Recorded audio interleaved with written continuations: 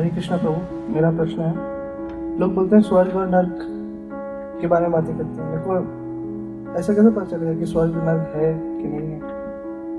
ये कंफ्यूजन। तो स्वर्ग और नर्क है कि नहीं है, बहुत इंपॉर्टेंट है, तो बराबर सही बात है। देखो, किसी बात की मतलब आपका प्रश्न ऐसा है कि मैंने स्वर्ग और नरक नहीं देखा है, हम क्यों माने, यही है? या आपका प्रश्न ये भी है कि स्वर्ग और नरक यही है, कहीं जाके देखने की आवश्यकता नहीं कि स्वर्ग और नरक कहाँ है? तो पहला प्रश्न आपका कि स्वर्ग नरक हमने नहीं देखा है तो हम कैसे माने? क्योंकि संसार में बहुत सारी चीजें जो हमने नहीं देखी हैं। हमने फेस टू फेस अमेरिका नहीं देखा है। आप अमेरिका गए हैं क्या? आप गए हैं अमेरिका? एक ही व्यक्ति अमेरिका, ठीक है, उन्होंने देखा है, आप लोग नहीं गए अमेरिका। तो आप नहीं गए तो क्या आप मानेंगे नहीं अमेरिका जैसा देश है? हम मानते हैं कि अमेरिका है। आपने वहां के राष्ट्रपति जी को नहीं देखा है आंखों आंख, आमने सामने, तो क्या आप मानते हैं वहां कोई राष्ट्रपति नहीं है? हाँ, देखा नहीं, लेकिन है वहां राष्ट्रपति, क्योंकि कुछ ज्ञान के स्रोत हैं। उन ज्ञान के साधनों के माध्यम से हम समझते हैं कि हमने देखा या नहीं देखा, लेकिन ये है। तो हमने स्वर्ग देखा या नहीं देखा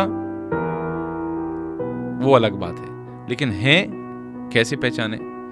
देखो, ज्ञान प्राप्त करने के लिए से पहला एक प्रमाण होता है शास्त्र। तो अब शास्त्र की दृष्टि से यदि हम देखें तो शास्त्र में इस चीज का वर्णन है। श्रीमद् भागवतम में आप जाएंगे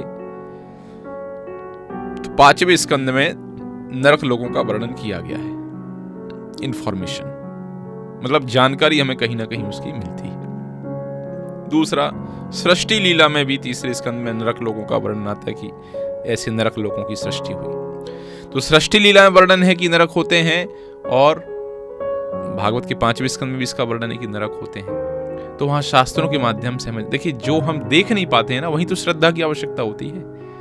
तो शास्त्रों में इस चीज का वर्णन है, पहली बात तो ये है, ठीक है। दूसरी चीज, आप किसी भी धर्म को उठा के देख लीजिए, आप इस्लाम की बात कर लें, वहां जन्नत और जहन्नुम का कंसेप्ट है कि नहीं है? जन्नत भी होता है और जहन्नुम भी होती है। आप क्रिश्चियनिटी को उठा के देख लीजिए, वहां हेल का कंसेप्ट भी है और हेवन का कंसेप्ट भी है। सनातन धर्म को उठा के देख लीजिए, यहां भी स्वर्ग का कंसेप्ट भी है और नरक का कंसेप्ट भी है। तो या तो ये सब के सब धर्म वाले, जितने पैगंबर से लेके और जितने सब लोग थे, ये इनको कोई ज्ञान नहीं था, हम ही एकमात्र ज्ञानवान हैं, या फिर हमारे ज्ञान में कुछ कमी है, उन सबको ज्ञान था।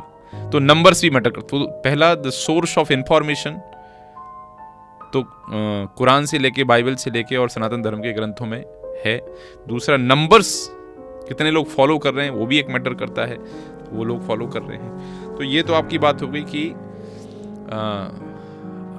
हम कैसे माने कि है कि नहीं है। तो ये तो आपको स्पष्ट हुआ कि इतने सारी चीजें, इतने सारे फैक्ट हैं जो बताते हैं कि है।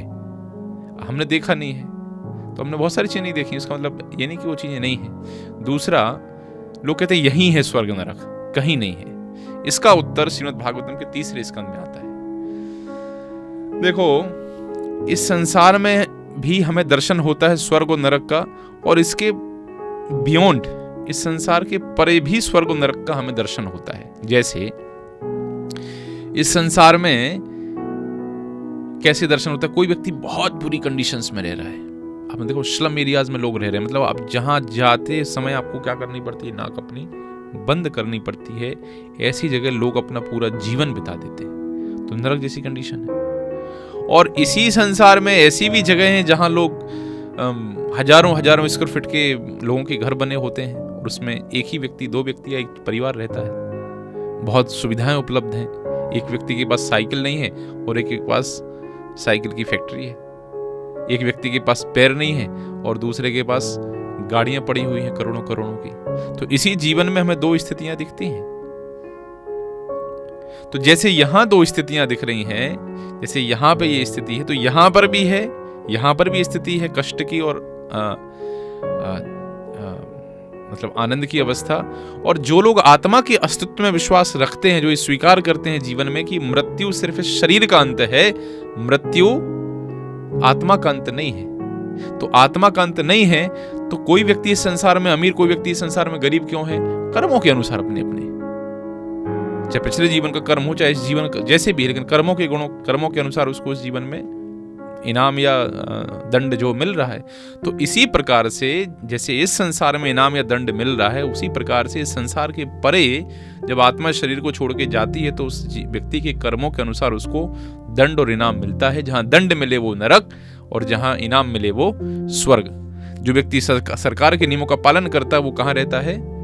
बाहर रहता है, जेल के। और सरकार के नियमों का पालन न करे वो कहाँ रहता है? जेल के अंदर रहता है। तो इस तरीके से फ्लैटली इसको नकार देना, प्रभुपाद जी कहा करते थे, if you don't accept blindly but don't reject blindly.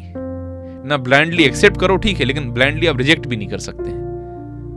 तो इतनी सारी शास्त्रों के माध्यम से जानकारी, इतने सारे क्रिश्चियनिटी हो, इस्लाम हो, सनातन धर्म हो, इसके मानने वाले लोग इस संसार की परिस्थितियां और आत्मा का अस्तित्व अपने आप में स्थापित करता है कि स्वर्ग और नरक का अस्तित्व है।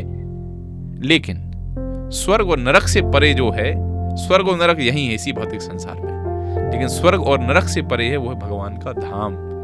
इसलिए हमारा लक्ष्य ना स्वर्ग जाना हो ना नरक जाना हो, क्योंकि स्वर्ग के विषय में भगवत गीता में कहते हैं कि छीने पुण्य मृत्य लोके विशंति। स्वर्ग में जाओगे, पुण्य कर्म निकल जाएगा, कहाँ आ जाओगे? इसी संसार में आ जाओगे। बोले कैसे आ जाओगे? जैसे जब व्यक्ति का क्रेडिट कार्ड होता है ना, 50,000 क्रेडिट है, 50,000 तक खरीद लो, उसके बाद खत्म, पैसा खत्म, उसके बाद आप नहीं खरीद सकते। तो स्वर्ग कैसे है? यहाँ पे पुण्य इकट्ठा करो, वहां से स्वर्ग तक जाओ, पुण्य खत्म, छीने पुण्य मृत्य लोक विशंति। फिर से इस संसार में आपको क्या करना पड़ेगा? वापस आना पड़ेगा। इसलिए जो बुद्धिमान व्यक्ति हैं वो स्वर्ग जाने की भी इच्छा नहीं रखते। वो क्या चाहते हैं? इस जन्म मृत्यु के चक्र से मुक्त होके भगवान के नित्यधाम वैकुंठ को हम प्राप्त करें, क्योंकि वहां से यद गत्वा न निवर्तन्ते तद धामा परमम मम, वहां से कोई व्यक्ति जाता है तो फिर इस संसार में लौट के नहीं आता है।